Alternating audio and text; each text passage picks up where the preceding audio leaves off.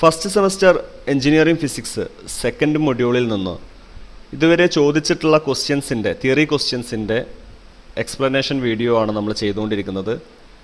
ഇത് അതിൻ്റെ പാർട്ട് 2 ആണ്. പാർട്ട് 1-ൽ നമ്മൾ 3 ക്വസ്റ്റ്യൻസ് ഡിസ്കസ് ചെയ്തിരുന്നു. പാർട്ട് 2-ൽ 4-ാമത്തെ ക്വസ്റ്റ്യൻ മുതലാണ് നമ്മൾ നോക്കാൻ പോകുന്നത്. ക്വസ്റ്റ്യനിലേക്ക് കടക്കാം. 4-ാമത്തെ ക്വസ്റ്റ്യനാണ് പറയാൻ പോകുന്നത്. What do you mean by a couple? എന്താണ് ഒരു couple? And moment of a couple. Moment of a couple എന്ന് വെച്ചാൽ എന്താണ് ആദ്യം കപ്പിൾ എന്ന് പറയുന്നത് നോക്കാം. എ ബി എന്നത് ഒരു ഒബ്ജക്റ്റാണ്. എ ബി എന്നത് ഒരു ബോഡിയാണ്, ഒരു റിജിഡ് ബോഡിയാണ്. ആ റിജിഡ് ബോഡിയുടെ മേലെ 2 ഫോഴ്സുകൾ ആക്ട് ചെയ്യുന്നുണ്ട്. എഫ് എന്ന് പറയുന്ന ഒരു ഫോഴ്സും ഇവിടെ എഫ് എന്ന് പറയുന്ന വേറൊരു ഫോഴ്സും. രണ്ടും ഈക്വൽ ആയിട്ടുള്ള ഫോഴ്സാണ്. പക്ഷേ അവരുടെ പ്രത്യേകത രണ്ടും ആൻറ്റി പാരലലാണ്. ആൻറ്റി പാരലൽ എന്ന് പറഞ്ഞു കഴിഞ്ഞാൽ രണ്ടും ഓപ്പോസിറ്റ് ഡയറക്ഷനിലാണ്. ഓക്കെ, ഇനി നമുക്ക് എന്താണ് കപ്പിൾ നോക്കാം. കപ്പിൾ എന്ന് പറയുന്നത് 2 equal and unlike parallel forces creates a couple. ഈക്വലും അൺലൈക്കുമായ, അൺലൈക്ക് എന്ന് പറഞ്ഞാൽ ആൻറ്റി പാരലലായ, അൺലൈക്കുമായ പാരലൽ ഫോഴ്സസ് ഒരു ബോഡിയുടെ മേലെ ആക്ട് ചെയ്യുന്നുണ്ടെങ്കിൽ അവിടെ ഒരു കപ്പിൾ ഉണ്ട് എന്ന് നമ്മൾ പറയും. The arm of a couple. അടുത്തായിട്ട് പറയുന്നത് കപ്പിളിൻ്റെ ആം, കപ്പിളിൻ്റെ കൈ എന്താണെന്നാണ്. It is the perpendicular distance between the lines of action of the force. സിമ്പിളായിട്ട് പറയുകയാണെന്നുണ്ടെങ്കിൽ 2 ഫോഴ്സുകളുടെ ഇടയിലുള്ള പെർപെൻഡിക്കുലർ ഡിസ്റ്റൻസിനെയാണ് നമ്മൾ എന്ത് വിളിക്കുക?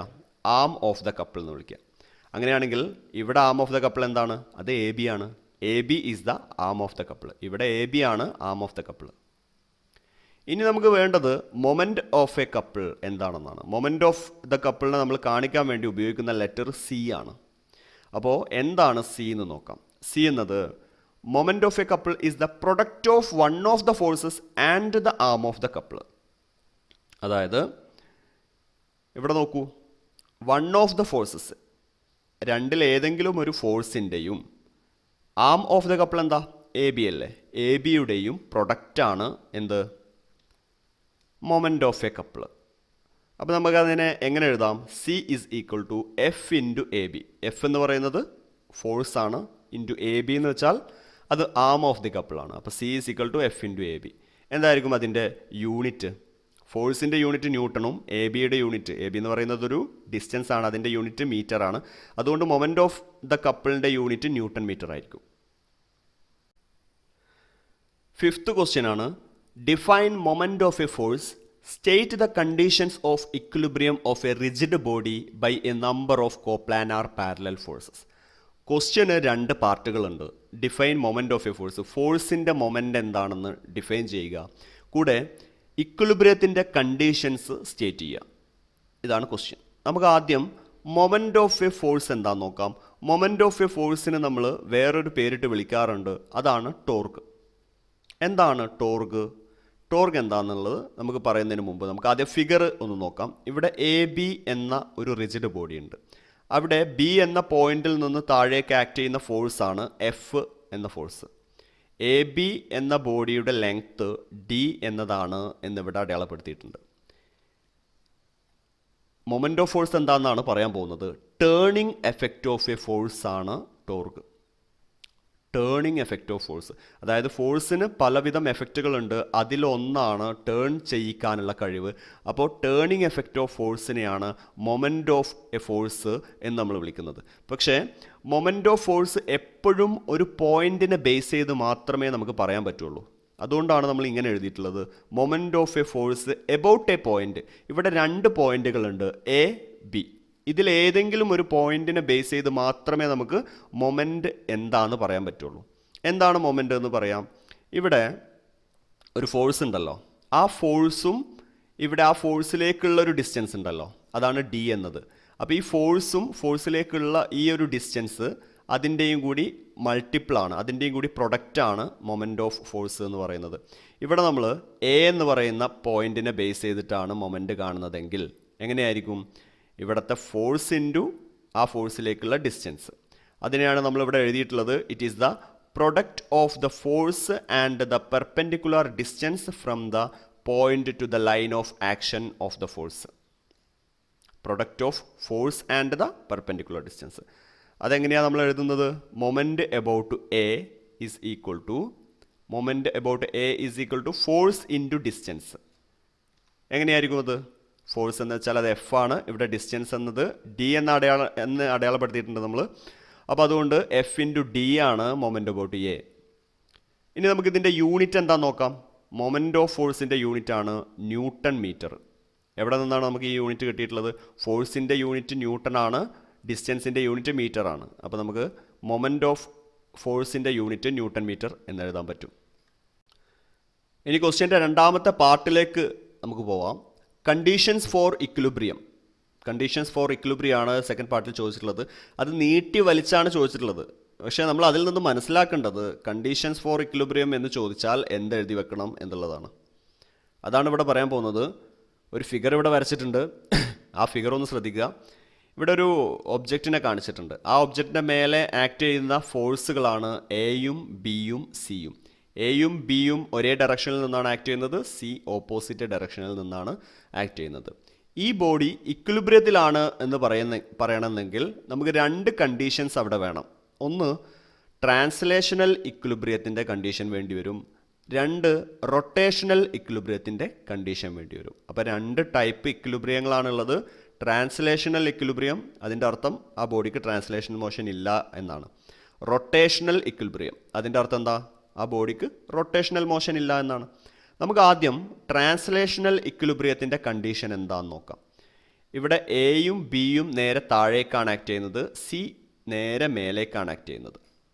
അപ്പോൾ ട്രാൻസ്ലേഷണൽ ഇക്വിലിബ്രിയം പറയുന്നത് ഒരു ബോഡിയുടെ മേലെയുള്ള ടോട്ടൽ ഫോഴ്സ് 0 ആയിരിക്കും എന്നാണ്. എങ്ങനെയായിരിക്കും ഒരു ബോഡിയുടെ മേലെയുള്ള ടോട്ടൽ ഫോഴ്സ് 0 ആവേണ്ടത്? എയും ബിയും താഴേക്കല്ലേ. അപ്പോൾ എ പ്ലസ് ബി എന്ന ഫോഴ്സാണ് ഇവിടെ താഴേക്ക് ഉണ്ടാവുക. ആ എ പ്ലസ് ബി എന്ന് പറയുന്ന ഫോഴ്സ് സിക്ക് ഈക്വൽ ആയിരിക്കണം. അങ്ങനെയാണെങ്കിലാണ് ഇവിടെ ട്രാൻസ്ലേഷണൽ ഇക്വിലിബ്രിയം ഉണ്ട് നമ്മൾ പറയാം. അതാണ് നമ്മൾ ഡിഫൈൻ ചെയ്തിട്ടുള്ളത്. Algebraic sum of the forces acting on the body should be 0. ഒരു ബോഡിയുടെ മേലെയുള്ള ഫോഴ്സുകളുടെ ആൾജിബ്രായിക് സമ്മ്, ഈ ടേം ശ്രദ്ധിക്കുക, ആൾജിബ്രായിക് സമ്മ് 0 ആയിരിക്കും. അത് വേറൊന്നുമല്ല. ആൾജിബ്രായിക് സം എന്ന് പറഞ്ഞാൽ പോസിറ്റീവ് ഇടേണ്ടടുത്ത് പോസിറ്റീവ് ഇടുക, നെഗറ്റീവ് ഇടേണ്ടടുത്ത് നെഗറ്റീവ് ഇടുക. ഇവിടെ രണ്ട് ഫോഴ്സുകൾ താഴേക്ക് ആക്ട് ചെയ്യുന്നുണ്ട്. നമുക്ക് വേണമെച്ചാൽ അതിനെ നെഗറ്റീവ് എന്ന് എടുക്കാം, താഴേക്ക് ആക്ട് ചെയ്യുന്ന ഫോഴ്സുകളെ നെഗറ്റീവ് എന്ന് എടുക്കാം. മേലേക്ക് ആക്ട് ചെയ്യുന്ന ഫോഴ്സിനെ നമുക്ക് പോസിറ്റീവ് എന്ന് എടുക്കാം. അങ്ങനെയാണെങ്കിൽ അവരുടെ സമ്മ് നമ്മൾ എടുത്തു നോക്കിക്കഴിഞ്ഞാൽ അതെന്തായിരിക്കണം? അത് 0 ആയിരിക്കണം. അങ്ങനെയാണെങ്കിൽ ആ ബോഡി ട്രാൻസ്ലേഷണൽ ഇക്വിലിബ്രിയത്തിലായിരിക്കും. ഇനി നമുക്ക് റൊട്ടേഷണൽ ഇക്വിലിബ്രിയത്തിൻ്റെ കണ്ടീഷൻ എന്താണെന്ന് നോക്കാം. റൊട്ടേഷണൽ ഇക്വിലിബ്രിയത്തിൻ്റെ കണ്ടീഷൻ നമ്മൾ മൊമെൻറ്റ്സ് വെച്ചാണ് പറയുന്നത്. ഇവിടെ എ എന്ന ഫോഴ്സും ബി എന്ന ഫോഴ്സും താഴേക്ക് ആക്ട് ചെയ്യുന്നതുകൊണ്ട് ഇവിടെ ഒരു ക്ലോക്ക് വൈസ് മൊമെൻറ്റ് ഉണ്ടാവുന്നുണ്ട് ഇല്ലേ? ഈ ഫോഴ്സ് താഴേക്കായതുകൊണ്ട് ഇവിടെ ക്ലോക്ക് വൈസ് മൊമെൻറ്റ്സ് ആണ് ഉണ്ടാവുന്നത്. സി മേലേക്കായത് കാരണം ഇവിടെ ആൻറ്റി ക്ലോക്ക് വൈസ് മൊമെൻറ്റും ഉണ്ടാവുന്നുണ്ട്. അപ്പോൾ റൊട്ടേഷണൽ ഇക്വിലിബ്രിയത്തിൻ്റെ കണ്ടീഷൻ പറയുന്നത് algebraic sum of the moments about any point should be 0. ഏത് പോയിന്റിനെ ബേസ് ചെയ്തിട്ടും നമ്മൾ ആൾജിബ്രായിക് സം ഓഫ് മൊമെൻറ്റ്സ് കണ്ടാൽ അത് 0 ആയിരിക്കണം. അത് 0 ആണെങ്കിൽ ആ ബോഡിക്ക് റൊട്ടേഷണൽ ഇക്വിലിബ്രിയം കണ്ടീഷൻ ഉണ്ട് എന്ന് നമുക്ക് പറയാം. ഇവിടെ നമുക്ക് ക്ലോക്ക് വൈസ് മൊമെൻറ്റ്സിനെ, എയും ബിയും ഉണ്ടാക്കുന്ന ക്ലോക്ക് വൈസ് മൊമെൻറ്റ്സിനെ നമുക്ക് പോസിറ്റീവും ആൻറ്റി ക്ലോക്ക് വൈസ് മൊമെൻറ്റിനെ നമുക്ക് നെഗറ്റീവായിട്ട് എടുക്കാം. അങ്ങനെയാണെങ്കിൽ ആ മൊമെൻറ്റ്സിൻ്റെ സമ്മ് എബൌട്ട് എ പോയിൻ്റ്, ഏത് പോയിൻ്റ് ആവാം, എബൌട്ട് എ പോയിൻ്റ് 0 ആയിരിക്കണം എന്നാണ് റൊട്ടേഷണൽ ഇക്വിലിബ്രിയത്തിൻ്റെ കണ്ടീഷൻ പറയുന്നത്. അപ്പോൾ എങ്ങനെ നീട്ടിപ്പരത്തി ചോദിച്ചാലും കണ്ടീഷൻസ് ഫോർ ഇക്വിലിബ്രിയം സ്ഥിരമായിട്ട് വരാറുള്ളൊരു ക്വസ്റ്റ്യനാണ്. അതിൻ്റെ ആൻസർ എഴുതേണ്ടത് ഇത്രയേ ഉള്ളൂ. ഇനി നമ്മൾ പറയാൻ പോകുന്നത് വളരെ ഇമ്പോർട്ടൻ്റ് ആയിട്ടുള്ള ഒരു ക്വസ്റ്റ്യനാണ്. എല്ലാ ക്വസ്റ്റ്യൻ പേപ്പേഴ്സിലും ചോദിച്ച് കണ്ടിട്ടുള്ള ഒരു ക്വസ്റ്റ്യനാണ്. ഒന്നൊഴിവില്ലാതെ എല്ലാ ക്വസ്റ്റ്യൻ പേപ്പറിലും കണ്ടിട്ടുള്ള ക്വസ്റ്റ്യനാണ്. Derive an expression for work done by a couple and hence calculate the power. Power calculate ചെയ്യാനുള്ളത് ചില ക്വസ്റ്റ്യൻ പേപ്പറിൽ മാത്രമേ കണ്ടിട്ടുള്ളൂ. പക്ഷേ work done by a couple എല്ലാ ക്വസ്റ്റ്യൻ പേപ്പറിലും ഉണ്ട്. എങ്ങനെയാണ് അത് ചെയ്യാൻ നോക്കാം നമുക്ക്. ഈ ഫിഗർ ശ്രദ്ധിക്കുക. ഫിഗറിൽ എന്താണ് കാണുന്നത് നോക്കാം നമുക്ക്. എ ബി എന്ന ഒരു ഒബ്ജക്റ്റിനെ കാണിച്ചിട്ടുണ്ട് ഇവിടെ. എ ബി എന്ന് പറയുന്ന ഒരു റിജിഡ് ബോഡി, ഒരു റിജിഡ് റോഡ്, അതിൻ്റെ മേലെ ഒരു കപ്പിൾ ആക്ട് ചെയ്യുന്നുണ്ട്. എഫ് എന്ന് പറയുന്ന ഫോഴ്സ് മേലേക്കും ഇവിടെ എഫ് താഴേക്കും. ഇവിടെ എന്താ സംഭവിക്കുക? ഇങ്ങനെ ഒരു കപ്പിൾ ആക്ട് ചെയ്ത് കഴിഞ്ഞാൽ ബോഡി റൊട്ടേറ്റ് ചെയ്യാൻ തുടങ്ങും. ആ ബോഡി റൊട്ടേറ്റ് ചെയ്തതിന് ശേഷമുള്ള ഒരു പിക്ചറാണ് രണ്ടാമതായിട്ട് വരച്ച് കാണിച്ചിട്ടുള്ളത്. ഇതാ ഈ ഒരു ആംഗിൾ തീറ്റ എന്ന് പറയുന്ന ആംഗിൾ ടേൺ ചെയ്ത് കഴിഞ്ഞാൽ ഒബ്ജക്റ്റ് ഇങ്ങനെയല്ലേ നിൽക്കുക. അപ്പോൾ A1 ആയി മാറും. A1 എന്ന് പറയുന്ന പൊസിഷനിലേക്ക് മാറും. B1 എന്ന് പറയുന്ന പൊസിഷനിലേക്ക് മാറും. F ഇവിടെ ഉണ്ട്, ഇവിടെയുണ്ട് F. ഇതാണ് ഫിഗർ. ഇത്രയും ഫിഗറിൽ നമുക്ക് കാണിക്കേണ്ടതുള്ളൂ. ഇനി നമ്മൾ ആദ്യം എഴുതി വെക്കുന്ന പോയിന്റ് മൊമെൻറ്റ് ഓഫ് ദ കപ്പിളാണ്. കപ്പിളിൻ്റെ moment C is equal to F into AB ആണെന്ന് നമുക്കറിയാം. എന്താണ് മൊമെൻറ്റ് ഓഫ് കപ്പിൾ എന്ന് വെച്ചാൽ force into one of the force into perpendicular distance. ഇവിടെ ഫോഴ്സിൻ്റെ വാല്യൂ F ആണ്, പെർപെൻഡിക്കുലർ ഡിസ്റ്റൻസ് എന്ന് പറയുന്നത് AB ആണ്. അതുകൊണ്ട് moment of the couple C is equal to F into AB ആണ്. അടുത്ത ലൈൻ നോക്കാം. Couple rotates the body through an angle theta. ഇത് നമ്മൾ പറഞ്ഞതാണ്. കപ്പിൾ തീറ്റ എന്ന് പറയുന്ന ഒരു ആംഗിളിലൂടെ ബോഡിയെ റൊട്ടേറ്റ് ചെയ്യുന്നുണ്ട്. ഇനി നമ്മൾ വർക്ക് ഡൺ കാണാൻ പോവുകയാണ്. Work done by a couple. വർക്കിൻ്റെ ഇക്വേഷൻ എന്താണ്? വർക്കിൻ്റെ ഇക്വേഷൻ ഫോഴ്സ് ഇൻറ്റു ഡിസ്പ്ലേസ്മെൻറ്റ് എന്നാണ്. അപ്പോൾ ഇവിടെ രണ്ട് ഫോഴ്സുകളുണ്ട്. ഇടത്ത് ഭാഗത്ത് ഈ ഫോഴ്സ്, വലത് ഭാഗത്ത് ഇവിടെ ഒരു ഫോഴ്സ്. ഈ ഫോഴ്സ് കാരണം ഉണ്ടാവുന്ന ഡിസ്പ്ലേസ്മെൻ്റ് ആണ് A1. ഇവിടെ ഉണ്ടാവുന്ന ഡിസ്പ്ലേസ്മെൻറ്റ് B1 ആണ്. അങ്ങനെയാണെങ്കിൽ നമുക്ക് വർക്ക് എങ്ങനെ കാണാം? W is equal to force into displacement. ഇവിടത്തത് A1. അങ്ങനെയാണെങ്കിൽ F into A1 plus F into B1 എന്ന് നമുക്ക് കിട്ടും. രണ്ട് ഭാഗത്തുണ്ടായിട്ടുള്ള വർക്കുകളും കൂടി കൂട്ടുമ്പോഴാണ് നമുക്ക് ടോട്ടൽ വർക്ക് ഡൺ കിട്ടുന്നത്. ഇനി നമുക്ക് അടുത്തതായിട്ട് നമ്മുടെ കയ്യിലുള്ളൊരു ഡാറ്റയാണ് angle is equal to arc by radius. Angle is equal to arc by radius. ഇവിടെ ആംഗിൾ തീറ്റയാണ്. ഇവിടുത്തെ ആർക്ക് A1 എന്ന ആർക്കാണ്. A1. ഈ ഭാഗത്ത് നോക്കുകയാണെങ്കിൽ ഇവിടെയും തീറ്റയായിരിക്കും. ഓപ്പോസിറ്റ് ആംഗിൾസ് ഈക്വൽ ആണ്. ഇവിടുത്തെ ആർക്ക് B1 ആണ്. ഇവിടുത്തെ റേഡിയസ് എന്ന് പറയുന്നത് എന്തായിരിക്കും? ഇവിടുത്തെ റേഡിയസ് ഇതാണ് BO. ഇവിടുത്തെ റേഡിയസ് AO എന്ന ഈ റേഡിയസ് ആയിരിക്കും. അപ്പോൾ നമുക്ക് തീറ്റയ്ക്ക് ഇങ്ങനെ രണ്ട് ഇക്വേഷൻസ് എഴുതാം. A1 ബൈ AO അല്ലേ, ആർക്ക് ബൈ റേഡിയസ്. അതുപോലെ B1 ബൈ BO, ഇതും തീറ്റ തന്നെ അല്ലേ. അതുകൊണ്ട് B1 എന്ന് പറയുന്ന ആർക്ക് ഡിവൈഡഡ് ബൈ BO എന്ന റേഡിയസ്.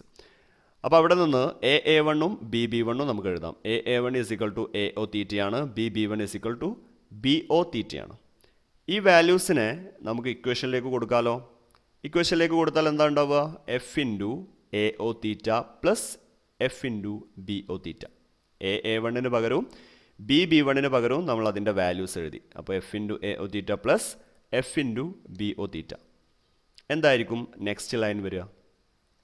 ഇവിടെ എഫും തീറ്റയും കോമൺ അല്ലേ. ഈ ടേമിലും എഫും തീറ്റയും ഉണ്ട്. അതുകൊണ്ട് എഫിനെയും തീറ്റയെയും നമ്മൾ പുറത്തേക്ക് എടുത്തിട്ട് AO പ്ലസ് BOനെ കൂട്ടി ഒരുമിച്ചെഴുതി. AO പ്ലസ് BO കൂട്ടി ഒരുമിച്ചെഴുതി. ഈ AO പ്ലസ് BO എന്താ നോക്കാം നമുക്ക്. AO പ്ലസ് BO എന്തായിരിക്കും? AO പ്ലസ് BO എന്ന് പറഞ്ഞാൽ അത് AB അല്ലേ. അതുകൊണ്ട് അടുത്ത ലൈനിൽ നമുക്ക് എന്തെഴുതാം? F ഇൻറ്റു AB തീറ്റ എന്നെഴുതാം.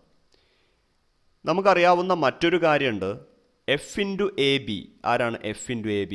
അത് മൊമെൻറ്റ് ഓഫ് ദി കപ്പിളാണ്. മൊമെൻറ്റ് ഓഫ് ദി കപ്പിളിനെ നമ്മൾ C എന്ന ലെറ്റർ വെച്ചിട്ടാണ് കാണിക്കാറ്. അങ്ങനെയാണെങ്കിൽ F ഇൻറ്റു ABക്ക് പകരം നമുക്ക് C എന്നെഴുതാം. അപ്പോൾ ഇക്വേഷൻ എന്തായി മാറും? W is equal to C theta എന്നായി മാറും. W is equal to C theta. ആരാണ് W? വർക്ക് ഡൺ ആണ്. അപ്പോൾ work done is equal to C theta. ഇനി ക്വസ്റ്റ്യന് വേറൊരു പാർട്ടും കൂടി ഉണ്ടായിരുന്നു. പവർ ഡെവലപ്ഡും കൂടി കണ്ടുപിടിക്കാൻ വേണ്ടിയിട്ട് ചോദിച്ചിട്ടുണ്ട്. പവറിന് നമ്മൾ കൊടുക്കുന്ന ലെറ്ററാണ് P. അപ്പോൾ നമ്മൾ P കണ്ടുപിടിക്കാൻ പോവാണ്. ഒരു വട്ടം കംപ്ലീറ്റ് ആയിട്ട് റിവോൾവ് ചെയ്യാൻ വേണ്ടി, അല്ലെങ്കിൽ കംപ്ലീറ്റ് ആയിട്ട് റൊട്ടേറ്റ് ചെയ്യാൻ വേണ്ടിയിട്ട് വരുന്ന തീറ്റ ആംഗിൾ എത്രയാണ്? അത് 360 ഡിഗ്രിയാണ്. നമ്മളത് റേഡിയനിലേക്ക് പറയുമ്പോൾ അത് 2π റേഡിയനാണ്. അങ്ങനെയാണെങ്കിൽ work done for A complete rotation എന്തായിരിക്കും? C തീറ്റ എന്നല്ലേ. ആ ഇക്വേഷൻ C ഇൻറ്റു 2π അല്ലെങ്കിൽ 2πC എന്നായി മാറും. അപ്പോൾ കംപ്ലീറ്റ് റൊട്ടേഷന് വേണ്ടി വരുന്ന വർക്കാണ് ഇപ്പോൾ എഴുതിയിട്ടുള്ളത്. ഇനി ഇതുപോലെ ഒരു സെക്കൻഡിൽ n റൊട്ടേഷൻസ് ഉണ്ടെങ്കിൽ എന്താണ് വർക്ക്? ഒരു സെക്കൻഡിൽ ഒരു റൊട്ടേഷൻ ആണെങ്കിൽ വർക്ക് 2πC ആണ്. ഒരു സെക്കൻഡിൽ 2 റൊട്ടേഷൻ ആണെങ്കിൽ 2 ഇൻറ്റു 2πC ആണ്. ഒരു സെക്കൻഡിൽ 3 റൊട്ടേഷൻ ആണെങ്കിൽ 3 ഇൻറ്റു 2πC ആണ്. അതുപോലെ ഒരു സെക്കൻഡിൽ n റൊട്ടേഷൻസ് ഉണ്ടെങ്കിലോ എന്തായിരിക്കും work done? N into 2πc, അതിനെയാണ് നമ്മൾ 2πnc എന്ന് എഴുതിയിട്ടുള്ളത്. വർക്ക് ഡൺ ഇൻ 1 സെക്കൻഡിനെയാണ് നമ്മൾ 2πnc എന്ന് എഴുതിയിട്ടുള്ളത്. ഈ വർക്ക് ഡൺ ഇൻ 1 സെക്കൻഡ് എന്ന് പറയുന്നത് പവറാണ്.